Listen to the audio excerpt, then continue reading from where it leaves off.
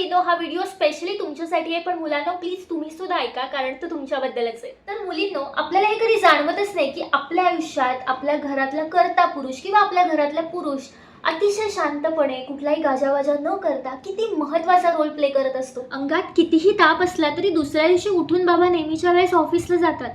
ते कितीही थकलेले असले तरी सकाळी उठून पहिल्यांदा आपल्याला हाक मारतात, उठ अगं उशीर होतोय. त्यांच्या चेहऱ्यावर थकवा दिसत असतो, पण ते कधी बोलत नाहीत. आपल्याला हे कधीच जाणवत नाही की बहिणीच्या लग्नासाठी भाऊ कर्ज काढतो, EMI भरताना तो त्याचे सगळे छान छान प्लॅन्स बाजूला ठेवतो.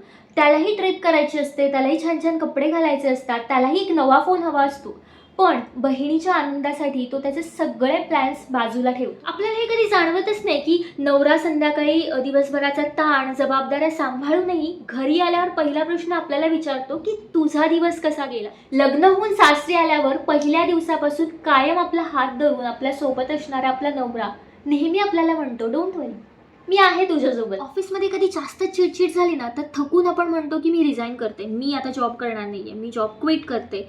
पण तो त्याच्या वर्कप्लेसच्या ठिकाणी असंख्य गोष्टी होत असतील, फ्रस्ट्रेशन, पॉलिटिक्स, तोही सहन करत असेल, पण तो फक्त सहन करतो. तो कधीच असं म्हणत नाही की मी रिझाईन करतो, कारण त्याला ठाऊक असतं घर त्याच्यावर चालणार असतं, तो घरातला कर्ता पुरुष असतो. आपल्याला हे कधी जाणवतच नाही की सासरे हेच सासरचे खरे वडील असतात. म्हणजे मुलगी नसतानाही आपण घरी आल्यावर आपला सून म्हणून नाही तर मुलगी म्हणून स्वीकार करतात, आपल्या आवडीनिवडी जपतात.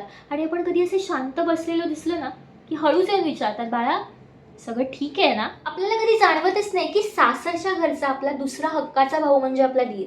म्हणजे कधी वर्कआउट, कधी डाएट टिप्स, कधी ऑफिस गॉसिप्स, आणि कधी कधी आपण शांत असलो, मन चलबिचल असलं, स्थिर नसलं, तर त्याच्या फक्त असण्याने सुद्धा आपल्याला फ्रेश वाटतं. पुरुष ना असेच असतात, म्हणजे न बोलणारे, न तक्रार करणारे, पण तरीही मनापासून साथ देणारे.